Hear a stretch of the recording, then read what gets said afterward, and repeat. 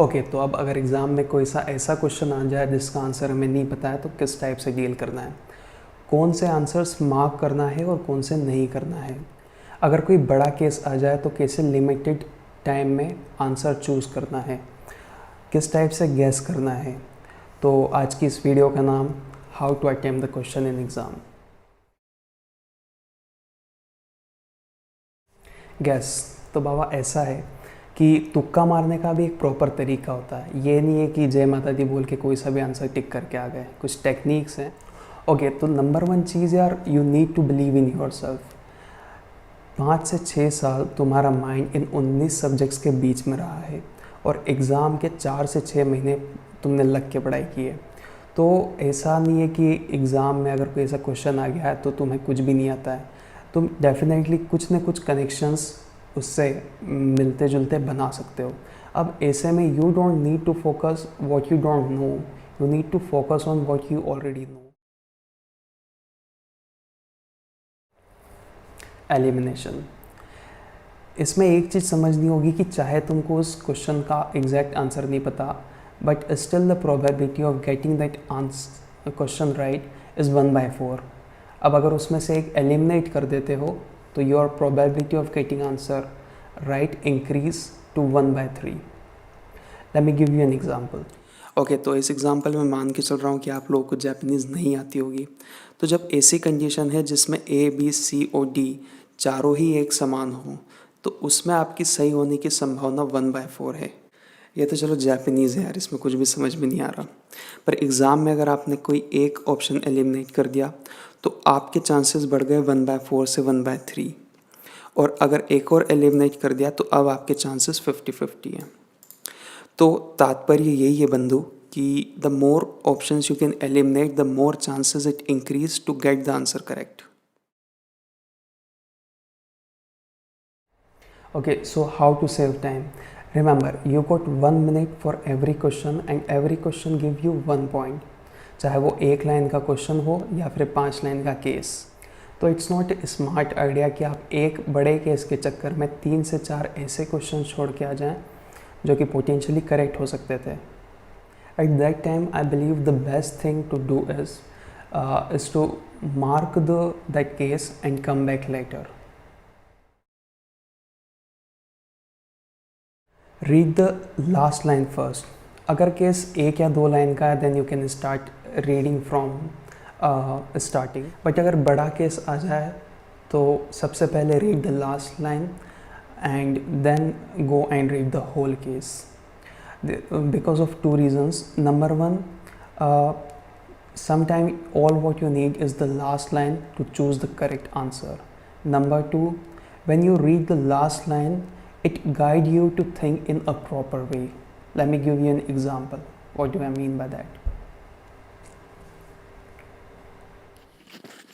Okay, तो ये case है सामने, अब इसको पढ़ लेते हैं एक बार। 1 मिनट है सॉल्व करने के लिए अपने पास में। तो राइटोडीन जो भी है, ritodrine is helpful in preventing premature labour through its action on.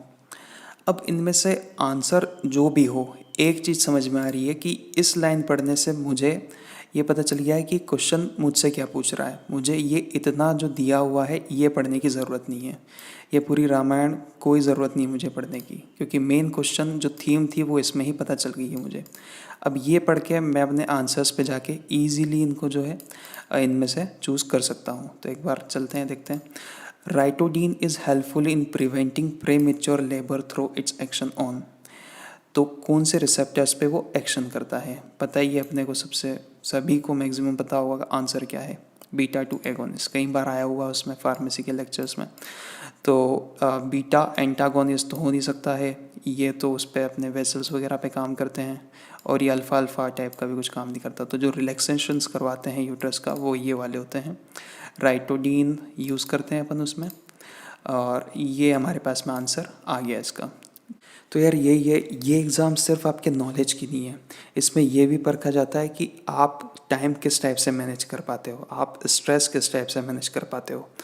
ठीक है, तो ये सब की कोई ज़रूरत नहीं थी इसमें, सिर्फ इतना आप पढ़ के ही आप जो है आंसर उसमें वो कर सकते हो। ओके, तो अब ये वाला केस देख लेते हैं। तो इसमें लास्ट लाइन से स्टार्ट करते हैं, what structure is likely to be damage. अब इसमें मुझे एग्जैक्ट तो नहीं पता चल रहा है कि मैं अपने सीधे इन पे जम करके आंसर पता कर लूँ, क्योंकि मुझे इसके लिए केस कर पढ़ना पड़ेगा पूरा। बाकी इससे मुझे ये लाइन पढ़ने से मुझे ये पता चल जाएगा कि मुझसे एग्जैक्ट क्या पूछा गया है और मुझे किस वे में सोचना है। तो what structure is likely to be damage, कोई सी नर्व पूछी गई है जो डैमेज है। अब ये मुझे केस पढ़ के ही पता चलेगा कि कौन सी नर्व डैमेज हुई है। तो a patient was lying down on the operation table in the position of his arm hanging down for 3 hours. Okay, soon after he woke up, he complains of numbness and weakness in that hand and has the limited wrist movement, wrist drop and sensory loss over the dorsum of that hand. Dorsum of that hand, main है ये word. Weakness of the extension of the fingers, again important है ये चीज़। extension of fingers में problem आ रही है। loss of the sensation at the web of the thumb. तो थम, extension और डॉर्सम, ये तीनों चीज़ें ही इंपॉर्टेंट है। और इन तीनों चीज़ों से एक चीज़ क्लियर पता चल रही है अपने को, सबसे ज़्यादा लाइकली ये लग रहा है। मीडियन नर्व इसलिए नहीं क्योंकि ये पाल्मर साइड में होती है, अल्नर लास्ट की दो मतलब स्मॉल फिंगर साइड की होती है। तो रेडियल नर्व इसका आंसर है। Okay, so when you should mark a question and when not. By mark I mean when you take a question and come back later and see that question. So if you have two options in which you are not confused कि कौन सा वाला सही है, at that time choose the best one you think, mark and go. बैठ के सोचते नहीं रहना है कि ये वाला सही होगा ये वाला सही है, because you have 100 other questions to attempt. और दूसरी कंडीशन ये हो सकती है कि जिसमें absolutely you have no idea कि कौन सा वाला सही है। जो इन्फॉर्मेशन आपके सामने प्रेजेंट हुई है उसके बारे में आप कोई कनेक्शंस नहीं बना सकते। तो अब ऐसे में ये करना है कि चूज़ एनी आंसर और डोंट मार्क इट, उसके अलावा उसको मार्क नहीं करना है। नहीं करने का रीज़न ये है कि बाद में भी अगर आप आके उसमें ऑप्शन चेंज करते हो then also probability of getting it right remains the same, which is 1/4. Problem in second guess. Exam बिल्कुल स्ट्रेट है, आपसे स्ट्रेट आंसर्स पूछे जा रहे हैं, so don't think that examiner is trying to trick you. तो किसी क्वेश्चन के बारे में उतना ही सोचना है जितने की ज़रूरत है। ओवर थिंकिंग हमेशा टाइम बर्बाद करती है, एंग्जाइटी प्रोवोक करती है और उस पर्टिकुलर क्वेश्चन के गलत होने की संभावनाओं को भी बढ़ाती है। Which fruit is yellow? संतरा, आम, पपीता या अंगूर? आम। नहीं नहीं नहीं नहीं, पपीता। पपीता येलो होता है। He is getting the answer wrong and you know the reason why, it's over thinking. So sometimes you need to rely on your unconscious mind. There is a reason why these options look familiar to you and you need to believe in your instinct. Supportive information.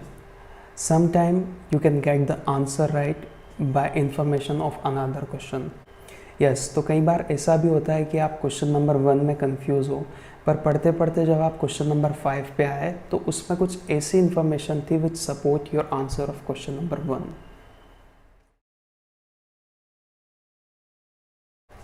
Test writers mistake. Sometimes test writers make mistake and give you the answer straight away. Does not happen too often, but you should keep your eye wide open for that kind of mistake. Silly mistake.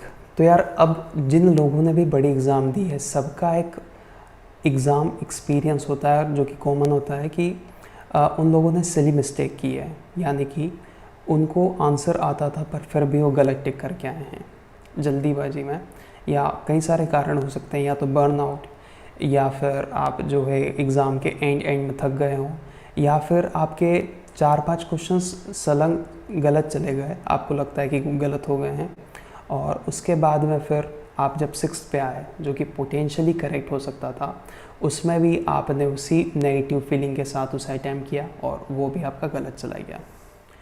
और ये problem ज़्यादातर exam के and में आती है जब आप थक चुके होते हो.